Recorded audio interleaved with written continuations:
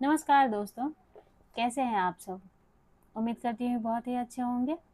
आप सबका बहुत बहुत स्वागत है मेरे इस the teaching success YouTube channel पे। तो आज का हमारा टॉपिक है हिस्ट्री के लखनऊ अधिवेशन। लखनऊ अधिवेशन से बहुत ही महत्वपूर्ण क्वेश्चन हम देखेंगे। लखनऊ अधिवेशन हर एग्जाम में एक नया क्वेश्चन रहता ही रहता है, तो इस टॉपिक को हम कंप्लीट करने का प्रयास करेंगे। तो आइए स्टार्ट करते हैं लखनऊ अधिवेशन। हमारा फर्स्ट क्वेश्चन है, वर्ष 1916 के ऐतिहासिक लखनऊ अधिवेशन की अध्यक्षता निम्नलिखित में से किसने की थी? सबसे पहले तो यहाँ पे आंसर है, खुद ही क्वेश्चन में ही आंसर है, लखनऊ अधिवेशन 1916, इसकी जो अध्यक्षता की थी अंबिका चरण मजूमदार। ये महिला नहीं है, ये मेल ही है, अंबिका चरण मजूमदार। इसकी व्याख्या देख लेते हैं। दिसंबर 1916 में आयोजित कांग्रेस के 31वें अधिवेशन लखनऊ अधिवेशन, इसकी अध्यक्षता अंबिका चरण मजूमदार ने किया था और यह भारतीय राष्ट्रीय आंदोलन के मोड़ पर एक मील का पत्थर साबित हुआ था। ठीक है, नेक्स्ट क्वेश्चन पे आते हैं। 1907 में सूरत विभाजन के बाद, यानी कि नरम दल और गरम दल सूरत विभाजन 1907 में, ये दोनों दो गुटों में बट गए थे। तो इन्हें एक करने की मुख्य भूमिका किसने निभाई थी? ये हमारा सही आंसर जो हो जाएगा, एनी बेसेंट और बाल गंगाधर तिलक। इसकी व्याख्या देख लेते हैं। वर्ष 1907 में सूरत अधिवेशन, कांग्रेस दो गुटों में बट गई थी। 9 वर्ष बाद इन्हें एनी बेसेंट और बाल गंगाधर तिलक के प्रयासों से एक किया गया। ससम्मान वापसी हुई इनकी। फिरोज शाह मेहता और गोपाल कृष्ण गोखले इसके पूरे विरोधी थे कि दोनों कभी भी एक न हो। 1915 में मृत्यु हो जाने पर भी यह पुनर्मिलन आसान हो गया। 1915 में किसकी मृत्यु? गोपाल कृष्ण गोखले की मृत्यु। ठीक है, नेक्स्ट क्वेश्चन देखते हैं। 1916 के लखनऊ समझौते, कांग्रेस और ऑल इंडिया मुस्लिम लीग के बीच समझौता के संबंध, इसमें कथन पूछा जा रहा है। इसका सही आंसर हो जाएगा, कांग्रेस ने मुस्लिम लीग पृथक निर्वाचन, कांग्रेस ने मुस्लिम लीग के पृथक निर्वाचन मंडल की मांग को पहली बार आधिकारिक रूप से स्वीकार कर लिया। लखनऊ समझौते में हुआ है, पृथक निर्वाचन मंडल की मांग पहली बार आधिकारिक रूप से स्वीकार कर लिया गया। ये कथन सत्य है, यहाँ सत्य पूछा गया था। इसकी व्याख्या देखेंगे। लखनऊ समझौते, कांग्रेस लीग योजना भी कहा जाता है इसे, लखनऊ समझौता को। सबसे विवादित और दुर्गामी बात यह थी कि कांग्रेस ने 1909 मार्ले मिंटो सुधारों द्वारा मुसलमान को दिए गए पृथक निर्वाचन मंडल की मांग को स्वीकार कर लिया था। किसने स्वीकार किया था? तो मार्ले मिंटो। ठीक है, इतिहासकारों का मानना है कि इस कदम ने अनजाने में भावी भारत का विभाजन की नींव रख दी थी। मदन मोहन मालवीय ने इस समझौते का कड़ा विरोध किया था। किस समझौते का? पृथक निर्वाचन मंडल। ठीक है, आइए नेक्स्ट क्वेश्चन देखते हैं। 1916 में कांग्रेस और मुस्लिम लीग को एक मंच पर लाने तथा लखनऊ समझौते कराने के कारण किसे हिंदू मुस्लिम एकता का दूत कहा गया था? हिंदू मुस्लिम एकता का दूत, ये सबको अच्छा हुआ है लखनऊ समझौते 1916 को। हिंदू मुस्लिम एकता का दूत कहा गया था मोहम्मद अली जिन्ना को। किसने कहा था? सरोजनी नायडू ने कहा था। मोहम्मद अली जिन्ना कांग्रेस और मुस्लिम लीग दोनों के सदस्य थे। मोहम्मद अली जिन्ना कांग्रेस और मुस्लिम लीग दोनों के सदस्य थे। उन्होंने दोनों संगठनों के बीच खाई को पाटने में बेहद महत्वपूर्ण भूमिका निभाई थी। ये राष्ट्रवादी योगदान को देखते हुए प्रसिद्ध कवयित्री एंड कांग्रेस नेत्री सरोजनी नायडू ने जिन्ना को हिंदू मुस्लिम एकता का दूत की उपाधि दी थी। ठीक है, नेक्स्ट क्वेश्चन देखते हैं। लखनऊ समझौता 1916 के तहत तैयार की गई संयुक्त संवैधानिक योजना, कौन सा प्रस्ताव इसमें शामिल नहीं किया गया था? संयुक्त संवैधानिक योजना में कौन सा प्रस्ताव शामिल नहीं किया गया था? तो हमारा जो आंसर हो जाएगा इसका, ये हो जाएगा, भारत को अविलंब पूर्ण स्वतंत्रता दी जाए, भारत को अविलंब पूर्ण स्वतंत्रता दी जाए और ब्रिटिश साम्राज्य से सभी संबंध समाप्त किए जाए। हमारे यहाँ पे नहीं पूछा गया था, ये नहीं होगा आंसर। इसकी व्याख्या देख लेते हैं। लखनऊ समझौता 1916 पूर्ण स्वतंत्रता की मांग नहीं की गई थी। डोमिनियन स्टेटस यानी औपनिवेशिक स्वराज की मांग की गई थी।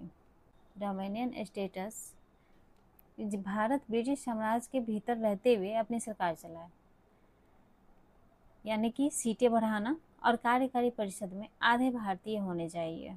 यह समझौता किया गया था इस प्रस्ताव में, डोमिनियन स्टेटस के प्रस्ताव में। ठीक है, नेक्स्ट क्वेश्चन देखते हैं। प्रसिद्ध इतिहासकार ने लखनऊ समझौते की आलोचना करते हुए कहा था कि कांग्रेस ने 1916 में 30 वर्षों के लिए नींव रख दी है। कांग्रेस ने 1916 में 30 वर्षों के लिए नींव रख दी है। इसका जो सही आंसर हो जाएगा हमारा डॉक्टर R.C. मजूमदार हो जाएगा। Doctor R.C. मजूमदार हो जाएगा। ठीक है, इसकी व्याख्या देख लेते हैं। प्रसिद्ध राष्ट्रवादी इतिहासकार डॉक्टर रमेश चंद्र मजूमदार ने लखनऊ समझौते में आलोचना की थी कि उनका मानना था कि मुस्लिम लीग की सांप्रदायिक मांग पृथक निर्वाचन को स्वीकार करके कांग्रेस ने तुष्टीकरण की नीति शुरू कर दी है, जिसने आगे चलकर ठीक 30 साल बाद 1946-47 में देश के विभाजन का मार्ग प्रशस्त किया है। ये सब कब हुआ? लखनऊ समझौते में 1916 में हुआ है। ठीक है, नेक्स्ट क्वेश्चन देखते हैं।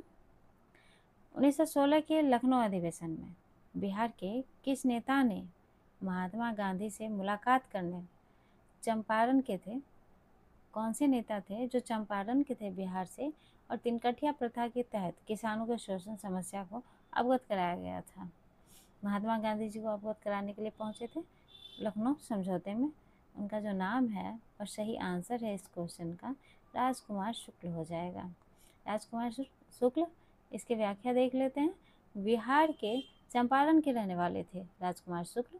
लखनऊ अधिवेशन में 1916 में विशेष रूप से शामिल हुए थे। किन से मिलने के लिए? महात्मा गांधी जी से मिलने के लिए। क्यों मिलने के लिए? चंपारण के नीलहे गोरो यानी कि अंग्रेजों द्वारा किसानों पर जो शोषण किया जा रहा है, अत्याचार जो किया जा रहा है, गांधी जी को बिहार आने का आमंत्रण दिया था, जिसके परिणाम स्वरूप 1917 का प्रसिद्ध चंपारण सत्याग्रह हुआ। ठीक है, नेक्स्ट क्वेश्चन देखते हैं। ऐसी कौन सी घटना है जो लखनऊ समझौते के प्रमुख प्रेरक कारक साबित हुई थी? हमारा जो इसमें सही आंसर हो जाएगा ना, ये तीनों सही आंसर है, तीनों सही है, तीनों ऑप्शन सही है। 1911 के ब्रिटिश सरकार द्वारा बंगाल विभाजन को रद्द किया जाना, प्रथम विश्व युद्ध 1914-18 के दौरान ब्रिटेन द्वारा तुर्की के खलीफा के खिलाफ युद्ध लड़ना, जिससे भारतीय मुस्लिम रुष्ट हो गए थे। भारतीय मुस्लिम द्वारा वर्ष 1913 में अपने संविधान में स्वशासन के लक्ष्य को शामिल करना। ठीक है, इसकी व्याख्या देख लेते हैं। यह तीनों ही कारण लीग और कांग्रेस के करीब आने के लिए जिम्मेदार थे। बंगाल विभाजन को रद्द होने से मुस्लिम लीग को झटका लगा था। ब्रिटिश सरकार को हमेशा उनके हितों की रक्षा नहीं करनी थी। वहीं ब्रिटेन द्वारा तुर्की खलीफा के खिलाफ युद्ध लड़ने से भारतीय मुसलमानों में ब्रिटिश विरोधी भावना भड़क उठी थी। इसी समय लखनऊ समझौते में ही अपने लक्ष्य को बदलाव कर स्वशासन को शामिल किया गया, जिससे कांग्रेस और लीग के वैचारिक उद्देश्य एक समान हो गए थे। ठीक है, अर्थात हमारा डी ऑप्शन सही है, यानी कि तीनों ऑप्शन सही है। नेक्स्ट क्वेश्चन पे आते हैं। लखनऊ समझौते 1916 के तहत जो थी केंद्रीय व्यवस्थापिका कुल निर्वाचित है भारतीय सीटों का कितना भाग मुसलमानों के लिए आरक्षित किया गया था लखनऊ समझौते में? तो इसका जो सही आंसर हो जाएगा 1/3। 1/3 मुसलमानों के लिए आरक्षित किया गया था। इसकी व्याख्या भी देखेंगे क्या कहता है। समझौते के तहत यह तय हुआ था कि केंद्रीय व्यवस्थापिका सभा में निर्वाचित भारतीय सदस्यों का 1/3 भाग मुस्लिमों के लिए आरक्षित होगा और उनका चुनाव केवल पृथक निर्वाचन मंडलों द्वारा ही किया जाएगा। इसके अलावा प्रांतीय परिषदों में भी जनसंख्या के अनुपात से अधिक सीटें, जैसे पंजाब में 50%, बंगाल में 40% मुस्लिमों को दी गई थी। ठीक है, मुसलमानों को 1/3 भाग। Next question and last question पे आते हैं। लखनऊ समझौते के संदर्भ निम्नलिखित कथनों पर विचार कीजिए और असत्य कथन की पहचान कीजिए, बता रहा है। तो हमारे पास जो इसका सही आंसर हो जाएगा ना, असत्य को चुनने के लिए कहा गया है। तो यह समझौता 1947 यह समझौता दीर्घकालिक रहा और 1947 तक कांग्रेस और लीग ने हमेशा संयुक्त रूप से आंदोलन चलाए। संयुक्त रूप से ये गलत है, हमारा जो सही आंसर ये गलत पूछा गया था।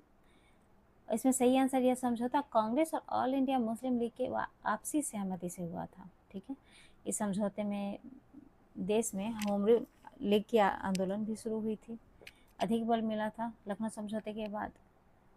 तो हमारे ये दोनों ऑप्शन सही है और तीसरा सी गलत है, असत्य पूछा गया था। इसकी व्याख्या देख लेते हैं, व्याख्या क्या कहता है। लखनऊ समझौता बेहद अल्पकालिक साबित हुआ। 1920 में महात्मा गांधी द्वारा असहयोग आंदोलन शुरू करने और खिलाफत आंदोलन की समाप्ति के बाद कांग्रेस और मुस्लिम लीग के रास्ते हमेशा के लिए अलग हो गए। क्वेश्चन हमारा ऐसे भी बन सकता है कि कांग्रेस और मुस्लिम लीग के रास्ते हमेशा के लिए अलग हुए थे, कौन से आंदोलन के बाद? तो असहयोग आंदोलन शुरू करने और खिलाफत आंदोलन की समाप्ति के बाद हमेशा के लिए कांग्रेस और मुस्लिम लीग के रास्ते अलग हो गए थे।